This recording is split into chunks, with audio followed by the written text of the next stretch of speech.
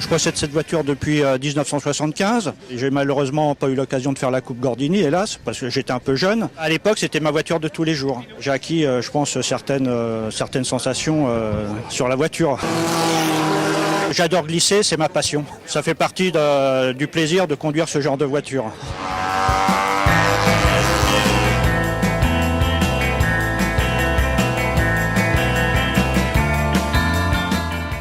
C'est un mythe parce que c'est la première voiture de sport moderne de chez Triumph qui a été construite à partir de 1953. La caractéristique de cette voiture, c'est qu'elle a un moteur qui était un ancien moteur de tracteur, moteur Vanguard.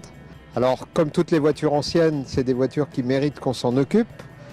La plupart de celles qu'on voit aujourd'hui sont des voitures qui ont été restaurées ou reconstruites complètement. C'est ce qui permet aujourd'hui d'avoir des voitures qui sont encore en très bon état et qui roulent bien.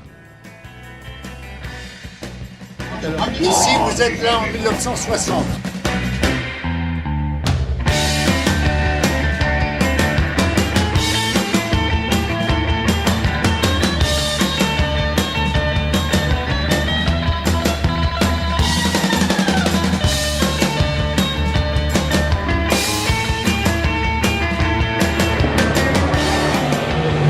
On avait commencé gentiment par une petite épreuve, on avait appelé ça Autodrome Héritage Festival, il fallait bien trouver un nom, hein. Et puis d'année en année, on a un petit peu grossi, et cette année surtout on est passé à 2 jours, ce qui est vraiment un step assez important, avec quelques animations supplémentaires, comme la soirée de gala qui est un petit peu plus fournie, avec un spectacle. Sur la piste, pendant le week-end, il y a eu exactement 776 véhicules.